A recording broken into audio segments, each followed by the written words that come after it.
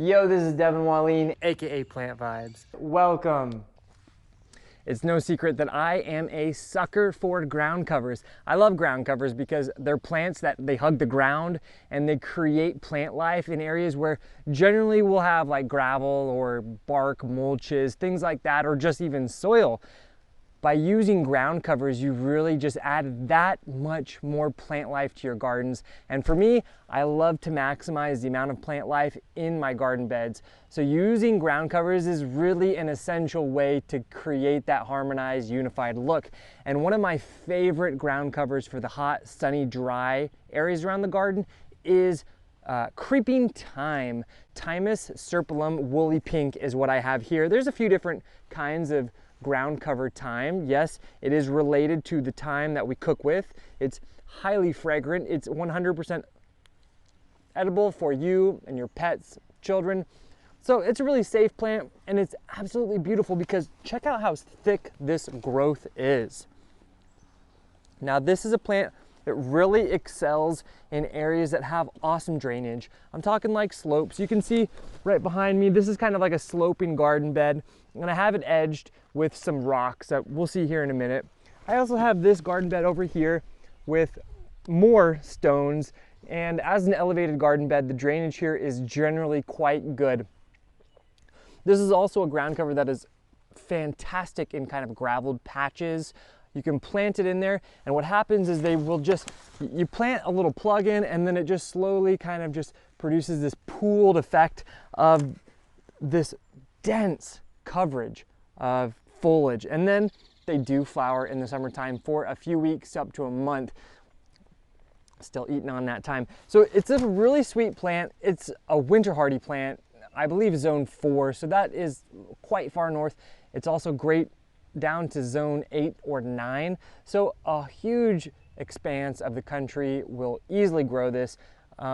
So I wanted to do a video showing you start to finish how you get it going, how you get it planted, and what to expect as you're growing it. All right, so let's get started.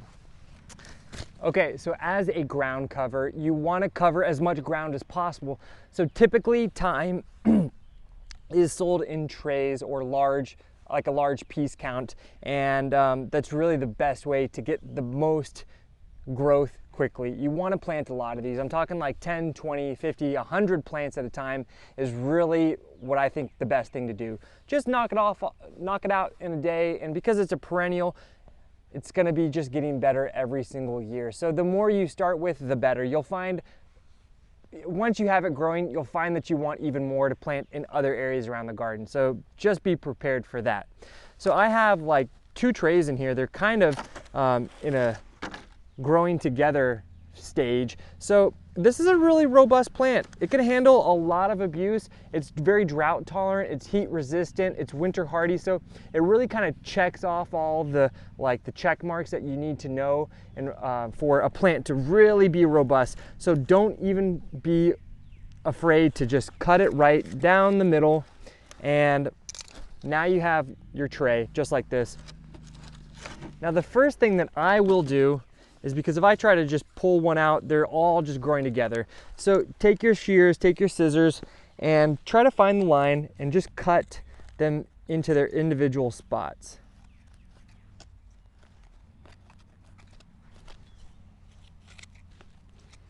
Alternatively, you can literally just rip it out. It doesn't matter.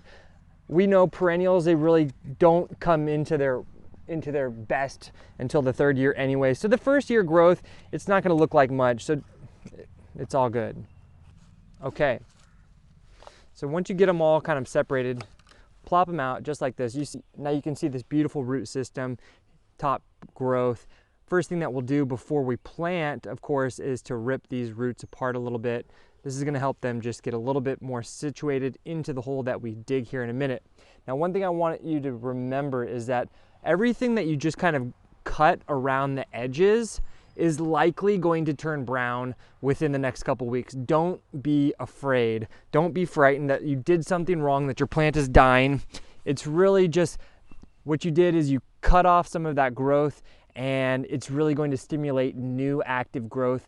But in the meantime, what you cut off is probably just going to fall by the wayside, but that's okay. We're interested in root growth initially, and then once the roots really find the place in their new home, they're gonna create new top growth to replace those browning edges very, very quickly. So don't be worried, all right? All right, so now let's go into the garden bed.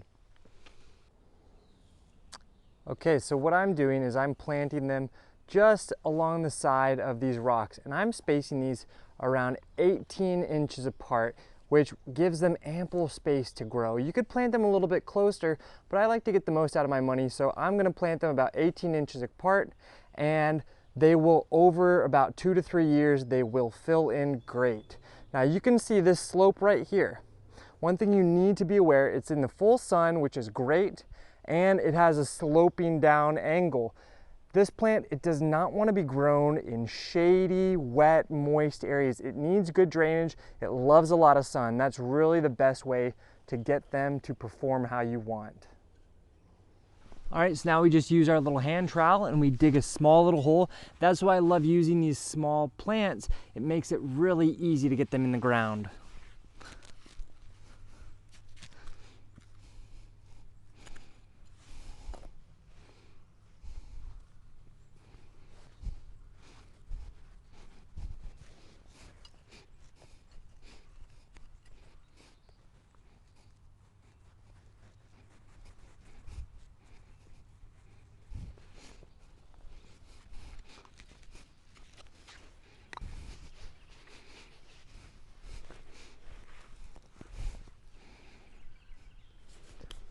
All right, so now that I got a few planted, let's go ahead and water it in and help those roots find their new homes. So important, water in after you've planted.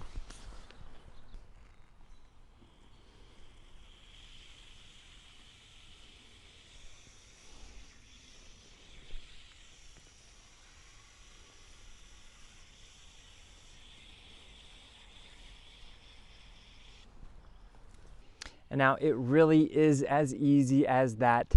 Growing thyme is a joy because soon enough, this is just gonna be this beautiful pool of this light evergreen foliage. And then in the summertime, it's gonna have beautiful flowers, and it's really going to transform this area that is really full of brown right now into an area that is full of life, full of green, and devoid of weeds.